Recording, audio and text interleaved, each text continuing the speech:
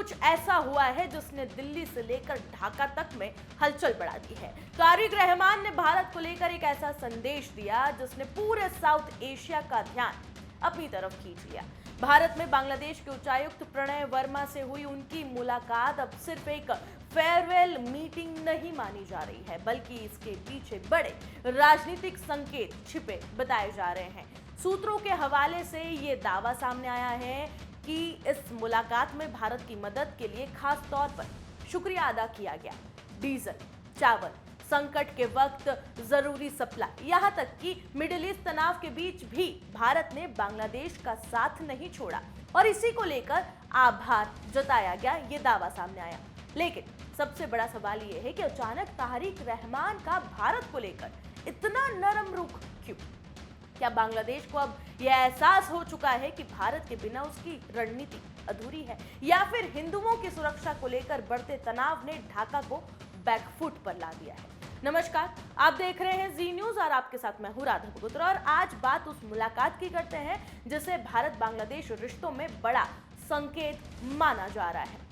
भारत में बांग्लादेश के उच्चायुक्त प्रणय वर्मा ने प्रधानमंत्री तारिक रहमान से विदाई मुलाकात की, लेकिन ये मुलाकात सिर्फ औपचारिक नहीं थी, क्योंकि इसके बाद जिस तरह से संदेश सामने आए उन्होंने कई सवाल खड़े कर दिए हैं।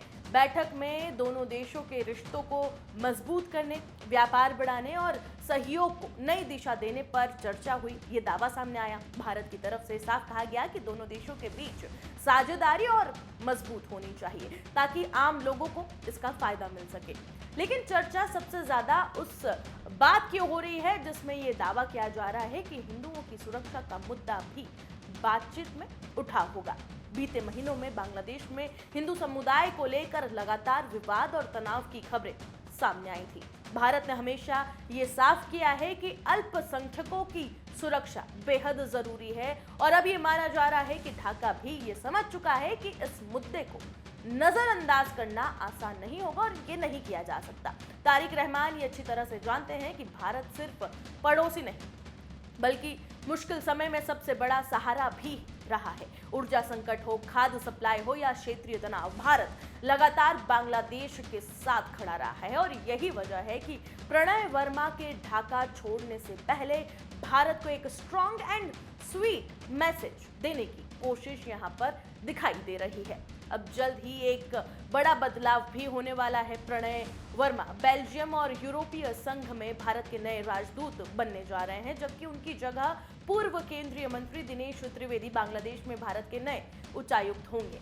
यानी आने वाले दिनों में भारत बांग्लादेश रिश्तों में नए समीकरण देखने को मिल सकते हैं और एक पॉजिटिव फेयरवेल भी दिया गया। कुल मिलाकर ढाका में हुई ये मुलाकात सिर्फ विदाई नहीं थी, बल्कि भारत को दिया गया एक बड़ा राजनीतिक संदेश भी थी। अब देखना ये होगा कि क्या बांग्लादेश सच में भारत के साथ रिश्तों को नई मजबूती देना चाहता है या फिर ये सिर्फ कूटनीतिक बयानबाजी ही है। आपकी राय क्या है? कमेंट सेक्शन में हमें जरूर बताएं। इस मीटिंग को, इस फेयरवेल मीटिंग को आप कैसे देखते हैं? कमेंट सेक्शन में हमें जरूर बताएं। बाकी तमाम खबरों के लिए जुड़े रहिए जी न्यूज़ के साथ।